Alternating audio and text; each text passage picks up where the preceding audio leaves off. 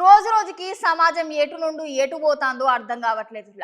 భర్త కూరల ఉప్పు లేదని గొడవబడి భార్య విడాకులు, భర్త బంగారం కొనివ్వలేదని భార్య విడాకులు, భర్త మాట వినడం లేదని భార్య విడాకులు.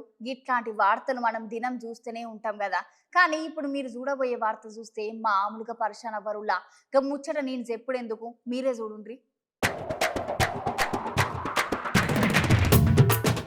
రోజు రోజుకి మన సమాజం అసలు ఎటు పోతుందో ఎవరికి అర్థం కావడం లేదు. మనం ఇప్పటి వరకు భర్త బంగారం కొనివ్వలేదని, లేకుంటే నచ్చిన సీర కొనివ్వలేదని విడాకులు ఇచ్చిన వాళ్ళని చూసినాం. కానీ ఇక్కడ చూడుర్రి, అంతకన్నా దారుణం జరిగింది ఇక్కడ. అసలు ముచ్చట ఏంటంటే ఉత్తరప్రదేశ్ రాష్ట్రంలో ఒక జంటకి కొత్తగా లగ్గం అయిందంట.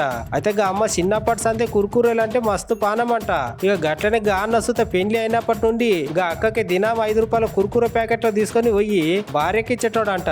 కొన్ని దినాలకు అన్న దేవడం మానేసిండంట. ఇక భార్య ఎందుకు తెస్తలే నాకు దినం దేవాలని మొండి పట్టుదలతో రోజు తెప్పించుకునేదట. మళ్ళో రోజుగా అన్న ఇంటికి వెళ్ళేటప్పుడు చిప్స్ ప్యాకెట్లు పట్టుకొని ఓవడం మర్చిపోయిందట.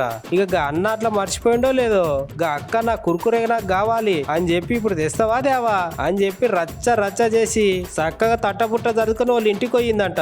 అక్కడితో ఆగలేదు. ఇక గట్ల కురుకుర ప్యాకెట్ల ముచ్చట చిలికి గాలివాన అయినట్టు మస్తు లొల్లి పెట్టుకొని లాస్ట్ కి విడాకులు కావాలన్నా కానీ పోలీస్ అన్నకు ఫిర్యాదు చేసేదాకా పోయిందట.